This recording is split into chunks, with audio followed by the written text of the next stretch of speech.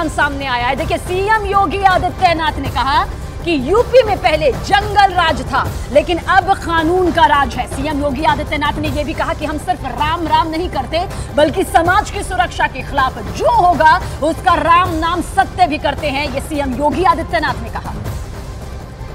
रघुबीरा अवध में होली खेले रघुबीरा, यही लोग खेलते थे। लेकिन मैं अफसोस करता था कि रघुनंदन प्रभु राम को होली खिला रहे हैं, लेकिन प्रभु राम तो अयोध्या में विराजमान है ही नहीं। और बहनों भाइयों, 500 वर्षों के बाद रामलला ने भी अयोध्या में होली खेली है। ये सब सपना था। 14 के पहले और 17 के पहले सब सपना था, आज ये हकीकत बनी है। कोई सोचता था बेटी और व्यापारी सुरक्षित होकर के रात में भी निकल सकते हैं। देखो, हम राम को ही लाते नहीं है, बेटी और व्यापारी की सुरक्षा के लिए खतरा जो बनता है उसका राम नाम सत्य भी करवा देते हैं।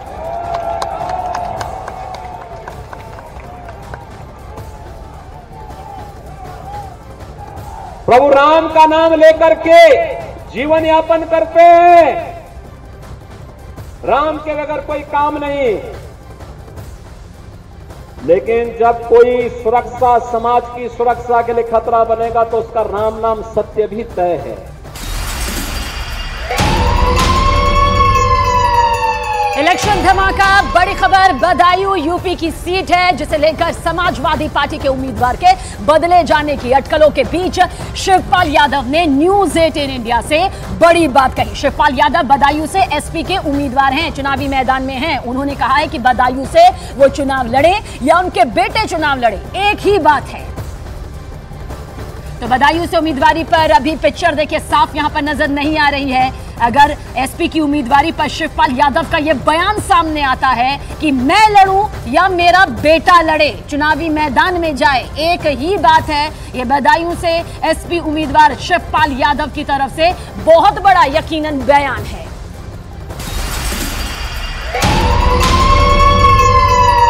समाजवादी पार्टी नेता शिवपाल यादव बदायूं से सीट को लेकर ये कहते नजर आए कि उनके परिवार का कोई भी सदस्य चुनावी मैदान में उतरे, बात एक बराबर है। और इतना ही नहीं, कई मुद्दों पर भी शिवपाल यादव ने अपनी बात रखी, अपनी राय रखी। क्या कुछ कहा शिवपाल यादव ने, सुनिए आप भी। हमारे साथ इस वक्त मौजूद हैं समाजवादी पार्टी के वरिष्ठ नेता और राष्ट्रीय महासचिव शिवपाल सिंह यादव जी। सर, सबसे पहले तो बातचीत करने के लिए बहुत बहुत धन्यवाद। बदायूं से आप चुनाव लड़ रहे हैं या नहीं? देखिए, बदायूं से चुनाव चाहे हम लड़ें, चाहे धर्मेंद्र लड़ें, चाहे आदित्य लड़ें, तो वो तो समाजवादी पार्टी ही चुनाव लड़ेगी और समाजवादी पार्टी ही वहाँ से जीतेगी। जिस तरीके से कल एक वीडियो आपका वायरल हुआ मंच से, कुछ सेकंड का वीडियो है वो, जिसमें लास्ट में आप बोल रहे हैं वोट देना है तो दो, नहीं तो फिर हम वोट के बाद हिसाब करेंगे, वो क्या है दरअसल उसका? देखिए, ऐसा तो मैंने कुछ कहा नहीं, वो तो 20-25 सेकंड का मामला है। न तो वो आगे का दिखाया, न पीछे के दिखाया। बहुत सी बातें हमने तो बोली हैं, तो उन्होंने सिर्फ 20-25 सेकंड का लिया है। लेकिन देखिए, मैंने आगे पीछे तो मेरा कहने का मतलब था कि हमारे बहुत से अभी चुनाव हुआ था एमएलसी का, उसमें बहुत से लोग जीते, समाजवादी पार्टी से वोट दे आए वहाँ पर। तो मैंने ये कहा था कि भाई ऐसे लोगों को हिसाब किताब तो आगे चुनाव आने वाले हैं तो फिर जनता करेगी हिसाब किताब। क्या लगता है कि ये चुनावी प्रोपोगेंडा के तौर पर इसको इस्तेमाल किया गया, जिस तरीके से कट पेस्ट किया गया? बिल्कुल बिल्कुल प्रोपेगेंडा का।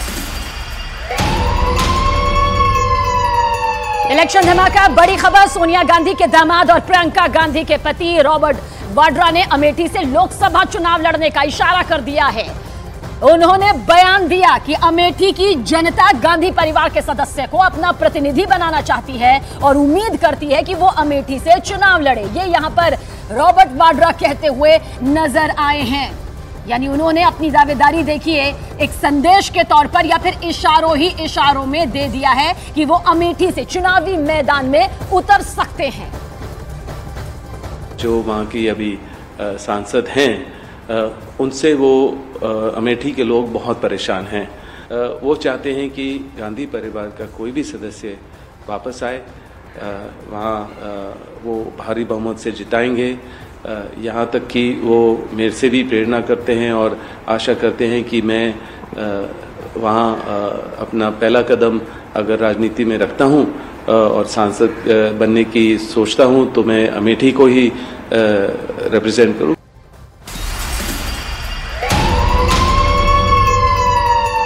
सियासत जो ना कराए, सोनिया गांधी के दामाद और प्रियंका गांधी के पति रॉबर्ट वाड्रा ने अमेठी की सियासी बिसात पर ताल ठोकने की मंशा जाहिर की तो नई सियासी चर्चा तेज हो गई है।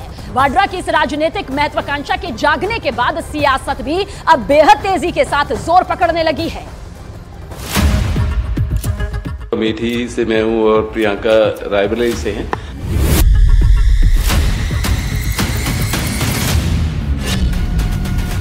सियासत में रॉबर्ट वाड्रा की एंट्री की तैयारी।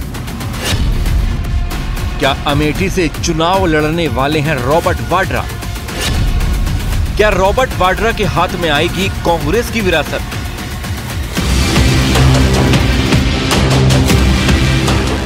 ये सवाल इत्तेफाकन नहीं है, क्योंकि रॉबर्ट वाड्रा जो इशारा कर रहे हैं वो तो यही कहता है कि सोनिया गांधी के दामाद और प्रियंका गांधी के पति रॉबर्ट वाड्रा भी अब अमेठी से लोकसभा चुनाव लड़ सकते हैं।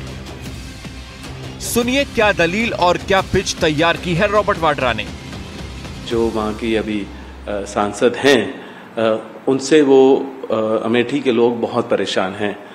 वो चाहते हैं कि गांधी परिवार का कोई भी सदस्य वापस आए, वहाँ वो भारी बहुमत से जिताएंगे।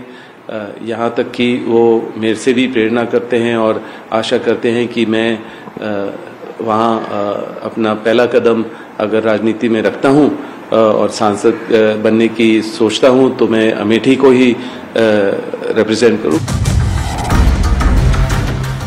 यही वजह है कि जिस ग्राउंड पर रॉबर्ट वाड्रा अमेठी के रण में कूदने की मंशा जाहिर कर रहे हैं वो ग्राउंड ही अपने आप में सारी कहानी बयां करता है। शायद यही वजह है कि रॉबर्ट वाड्रा बीजेपी के निशाने पर आ गए हैं। जमीनी पकड़ रखने वाले कांग्रेस पार्टी के तमाम नेता एक एक करके कांग्रेस पार्टी से अपना हाथ छुड़ा रहे हैं। ऐसे में अब एक बहुत जमीन पर व्यापक प्रभाव रखने वाले नेता रॉबर्ट वाड्रा ने अब इच्छा जताई है कि वो भी चुनाव लड़ना चाहते हैं, क्योंकि जमीनों से उनका विशेष जुड़ाव है। तो अभी जमीनी नेता के आने से कांग्रेस पार्टी की जमीन कितनी मजबूत होगी ये तो वक्त बताएगा। ऐसे लोग जो अमेठी से पलायन कर गए, जिनका 5 साल से अमेठी से उत्तर प्रदेश से कोई लेना देना नहीं है, वो ये तय करेंगे। ये निर्णय अमेठी की जनता को करना है और अमेठी की जनता भारतीय जनता पार्टी के साथ है। इतना ही नहीं, बीजेपी नेता तरुण चुग ने इसे एक बार फिर कांग्रेस की वंशवाद वाली राजनीति से जोड़ दिया। केवल गांधी नाम लेकर अपनी राजनीति करना और ऐसा सोचना कि ये वंश ही उन्हें सब कुछ दिलाएगा। अब देश की जनता परिवारवाद से हाथ जोड़ बैठी है और लोकतंत्र के लिए परिवारवाद एक घातक। मौजूदा वक्त में कांग्रेस और यूपी के समीकरणों की बात करें तो यूपी से कांग्रेस के हिस्से में 17 सीटें आई हैं।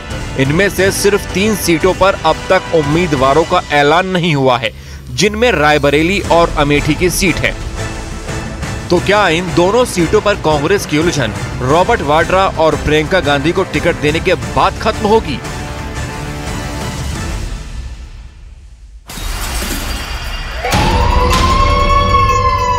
तो ऐलान अभी भले ही नहीं है, लेकिन संदेश जरूर यहां पर दे दिया गया है और रॉबर्ट वाड्रा का दावा कर रहे हैं कि दूसरी पार्टियों से भी चुनाव लड़ने के ऑफर मिल रहे हैं और इसमें बीजेपी का क्या कुछ कहना है, सुनिए आप। हमें अभी तक वाड्रा जी की तरफ से कोई आवेदन प्राप्त नहीं हुआ है। कांग्रेस पार्टी में अगर उन्होंने आवेदन किया हो तो उनकी सासू माँ जाने, उनके साले साहब जाने, भारतीय जनता पार्टी को भी कोई आवेदन प्राप्त नहीं हुआ। रॉबर्ट वाड्रा ने जो कहा, एक बात तो बहुत स्पष्ट है कि ये परिवारवाद से बाहर निकल ही नहीं सकते। अब देखो रॉबर्ट क्या बोल रहे हैं जी कि मेरे से उम्मीद करते हैं। फिर भी तुम क्या हो, तुमसे उम्मीद करते हैं?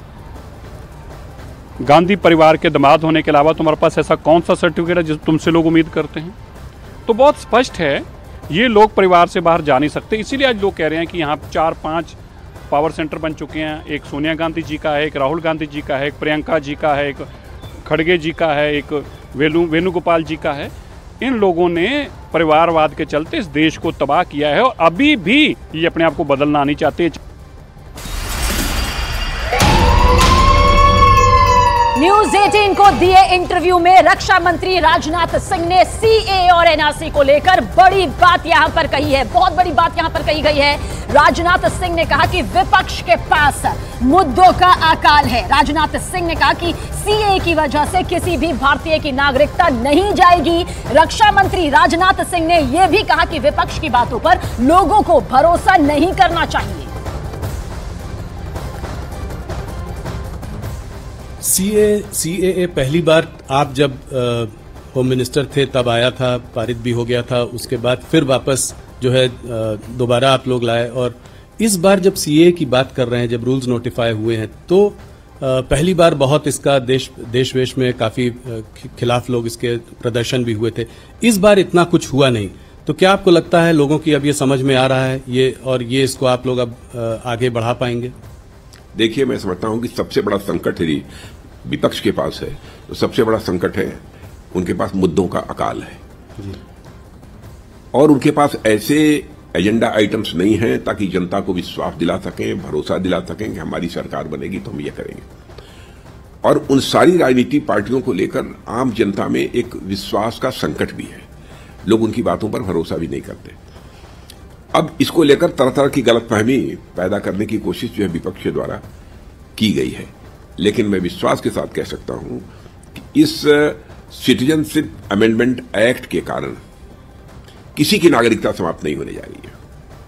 कल ममता बनर्जी ने कहा है कि लोग वोट नहीं दे पाएंगे जब ये हो जाएगा, तो और उसके पीछे डीएमके ने भी कहा है कि इसको हम होने नहीं देंगे। हेल्दी डेमोक्रेसी में इस तरीके से जनता को गुमराह नहीं किया जाना चाहिए और मैं समझता हूं ममता जी को भी जानकारी होगी इस सच्चाई की कि इस नागरिकता कानून यानी सिटीजनशिप अमेंडमेंट एक्ट के कारण किसी की नागरिकता जाने वाली नहीं है। जी। अगर क्रोनोलॉजिकली देखें तो सीएए के बाद नेशनल रजिस्टर ऑफ सिटीजन्स भी आना चाहिए, एनआरसी आना चाहिए, इसके बारे में क्या बुरा है? जो भारत के नागरिक हैं, ये उनका रजिस्टर तैयार होता है, इसमें किसी को क्यों आपत्ति होनी चाहिए? और एक गलतफहमी राहुल जी और पैदा करने की कोशिश की जा रही है कि दुनिया किसी देश का यदि कोई मुसलमान यदि मान लीजिए सिटीजनशिप लेना चाहता है किन्हीं विशेष परिस्थितियों में जी उसको सिटीजनशिप नहीं मिलेगी। मैंने पहले ही कहा कि हम लोग जाति, पंथ और मजहब के आधार पर भेदभाव की राजनीति करने वाले लोग नहीं हैं। कोई यदि ऐसी विशेष परिस्थितियां होती हैं और कोई यदि भारत की नागरिकता लेना चाहता है तो उस पर भी हमारी सरकार विचार कर सकती है। और मैंने स्वयं जिस समय यह बिल तैयार हो रहा था उस समय भी हमने नागरिकता दी है अदनान स्वामी को। जी, पाकिस्तान के सीएए में मुसलमान नहीं है। सीएए के अंतर्गत मुसलमानों को नागरिकता नहीं दी जाएगी। सीएए के उसके अंदर मुसलमान तो है नहीं, परिस्थितियों पर निर्भर करता है। जी, तो एनआरसी आप कह रहे हैं कि आएगा अगले, उसको भी आप लोग लेकर आएंगे अगले टर्म में। आप उसमें आप कह रहे हैं कि उसमें क्या वैसे एनआरसी से किसी को भय नहीं लगना चाहिए जी। अनावश्यक इसको लेकर हुआ खड़ा किया जा रहा है, लोगों के अंदर भय पैदा करने की कोशिश की जा रही है। और मैं समझता हूं विपक्ष को इन सब सारी चीजों से, अफवाहों से बचना चाहिए। विपक्ष को भी यदि राजनीति करनी चाहिए तो तथ्यों के आधार पर, अनावश्यक जनता की आंखों में धूल झोंक कर राजनीति नहीं करनी चाहिए। विपक्ष के अंदर भी वह दमखम होना चाहिए कि यदि राजनीति करनी है तो जनता की आंखों में धूल झोंक कर राजनीति न करें, बल्कि जनता की आंखों में आंख डालकर राजनीति करें।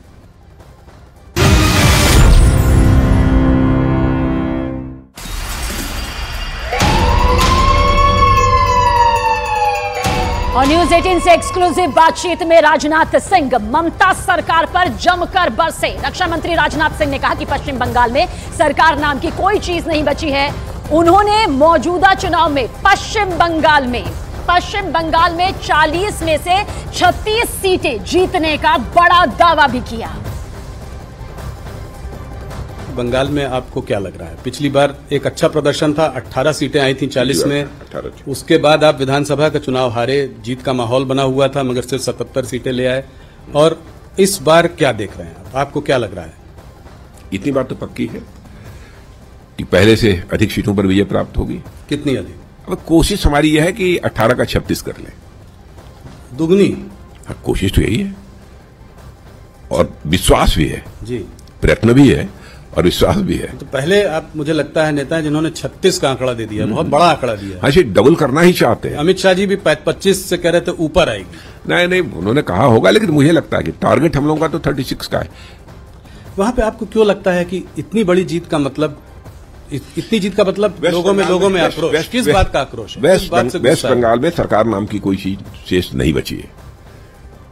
आप किसको ये बताइए कि अस्थायी सरकार, पहले कम्युनिस्ट पार्टी की भी सरकार वहां थी जी, वर्षों तक स्टेबल गवर्नमेंट, स्थायी सरकार वहां पर थी जी, फिर भी जिस तेजी के साथ पश्चिम बंगाल का विकास होना चाहिए था, वहां की बेरोजगारी का संकट, अन्य बहुत सारी समस्याएं, वहां के विकास का संकट, इस पर जो विजय प्राप्त करनी चाहिए थी वो सरकारें अस्थायी होने के बावजूद भी नहीं कर पाई। लोग इस सच्चाई को अब समझने लगे हैं कि सचमुच विकास यदि कोई राजनीतिक पार्टी कर सकती है तो भारतीय जनता पार्टी, कोई अलायंस यदि कर सकता है तो एनडीए कर सकता है। लोगों का यह विश्वास है और आज के प्रधानमंत्री मोदी जी ही कर सकते हैं, यह लोगों का विश्वास है।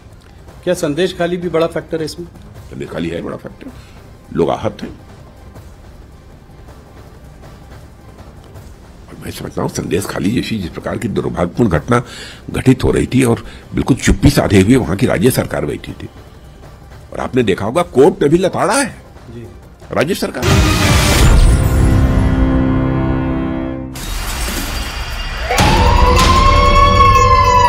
इलेक्शन धमाका बिहार, जहां के पूर्णिया से यह खबर, पप्पू यादव के नामांकन भरने पर कांग्रेस में ही घमासान मचा हुआ है। बिहार कांग्रेस के अध्यक्ष अखिलेश सिंह ने पप्पू यादव से नामांकन वापस लेने के लिए कहा। अखिलेश सिंह का कहना है कि कांग्रेस पप्पू यादव के नामांकन को स्वीकार नहीं करेगी। तो पप्पू यादव पर बिहार कांग्रेस में घमासान और भी ज्यादा बढ़ गया है। मंजूर नहीं है पप्पू यादव का नामांकन कांग्रेस को। पप्पू यादव ने नामांकन कर दिया है। पप्पू यादव ने आज नामांकन किसी को भी निर्दलीय और भी सीनियर लीडर्स, औरंगाबाद में निखिल बाबू का नहीं हो पाया वो टिकट, लेकिन किसी को भी आला कमान और कांग्रेस नेतृत्व इजाज़त नहीं देता है कि वो निर्दलीय नामांकन करें, नहीं तो ये कांग्रेस पार्टी एक्सेप्ट नहीं करेगी। क्या पार्टी के अभी तो सलाह होगा कि वो विड्रॉवल का डेट बचा हुआ है वापस ले। और इधर नामांकन के बाद पप्पू यादव ने पूर्णिया में रैली की। लोगों से बात करते हुए पप्पू यादव भावुक भी हो गए, आंखें नम हुई उनकी। उन्होंने कहा कि लालू प्रसाद यादव उन्हें खत्म करना चाहते हैं, ये पप्पू यादव कह रहे हैं।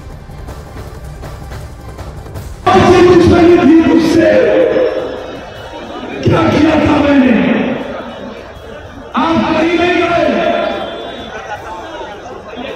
आपने कहा बतासा जाए तो जाए, मंदिर नहीं जानी चाहिए, पप्पा खत्म हो जाए तो जाए, लालू जी और बेटा कुछ कर सके।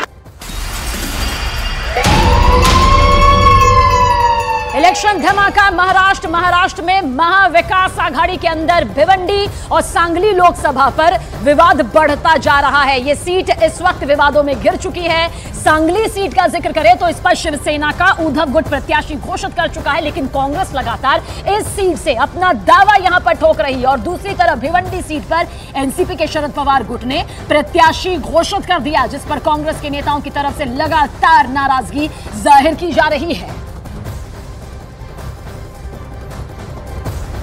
और आइए अब आपको ग्राफिक्स के जरिए यहां पर समझाते हैं कि दोनों सीटों पर आखिर ये पूरा विवाद आ रहा है तो क्यों आ रहा है। दरअसल आप समझिए, इस पूरी तस्वीर से आप समझिए कि सांगली लोकसभा सीट पर बिना सहमति के शिवसेना के उद्धव गुट ने प्रत्याशी अपना घोषित भी कर दिया है, जिससे कांग्रेस बेहद नाराज यहां से चल रही है। और साथ ही सांगली सीट पर 1957 से 2009 तक, यानी कि ये वो साल रहा जब कांग्रेस पार्टी का कब्जा रहा है। साथ ही साथ 2014 में यहां पर बीजेपी का कब्जा हो गया, यानी कि सीट सीधे सीधे बीजेपी के खाते में आ गई। अब दूसरी लोकसभा सीट को आप समझिए, जो कि भिवंडी है। भिवंडी को आप यहां पर समझेंगे कुछ इस तरह से, क्योंकि भिवंडी में एनसीपी के शरद गुट ने अपना प्रत्याशी घोषित कर दिया है। उम्मीदवार के नाम का जो ऐलान